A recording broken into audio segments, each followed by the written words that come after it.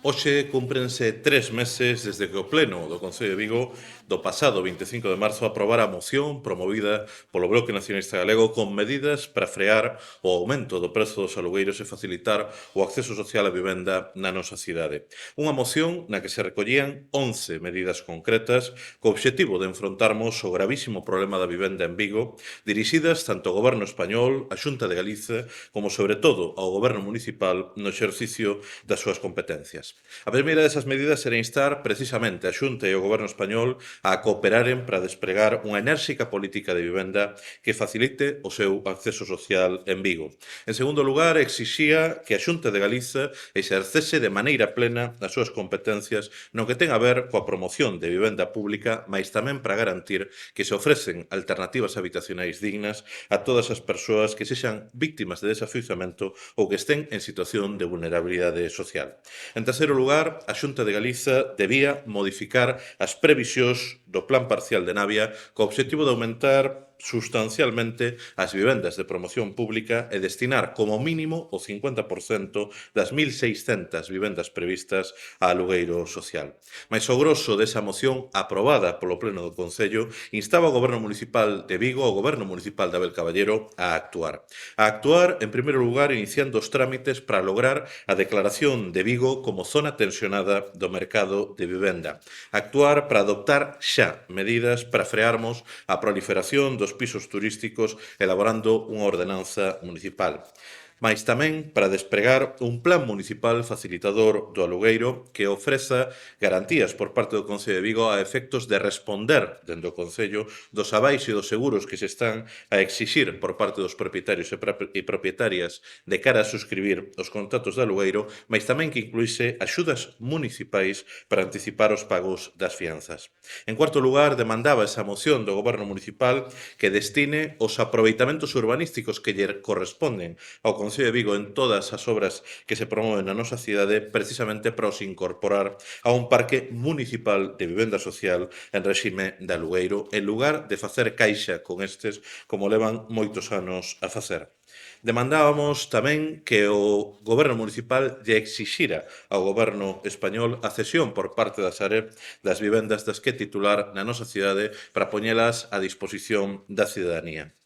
Unha das medidas máis importantes incorporadas nesta moción aprobada hai 3 meses era a necesaria creación dunha axencia local de vivenda protexida e social na nosa cidade como instrumento que permita o despregamento dunha verdadeira política municipal en materia de vivenda, así como a creación dun observatorio local da vivenda para facer unha monitorización, un seguimento pormenorizado da evolución do mercado inmobiliario na nosa cidade. Esa moción, ese acordo plenario, mandataba tamén que o Goberno Municipal debía establecer un plan de acción local co obxectivo de mobilizar as máis de 22.000 vivendas baleiras existentes na nosa cidade para aumentar a oferta de alugueiro a prezos accesíveis e, por último,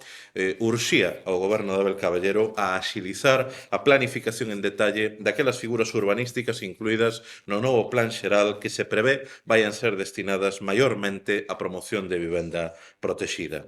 O certo é que transcorridos 3 meses non temos constancia de que o Goberno Municipal de Abel Caballero teña adoptado ningunha decisión para executar estes acordos que permitirían actuar nun dos máis importantes problemas sociais da nosa cidade. O único que sabemos é que se ten iniciado a licitación para un estudo como excusa para demorar a solicitude de declaración de zona tensionada, ignorando que os propios datos oficiais do Instituto Galego de Vivenda e Solo xa motivan sobradamente do punto de vista legal esa medida. Compre lembrar que nos últimos 10 anos os prezos da vivenda en alugueiro se incrementaron por volta dun 50% na nosa cidade e que só no último ano ese incremento foi do 5,5%. É por iso que o Bloque Nacionalista Galego imos dirixirnos ao alcalde para que nos informe de maneira pormenorizada de que actuacións, de que accións ten adoptado ou cales ten previsto adoptar o seu goberno para executar o acordado polo Pleno nesa moción.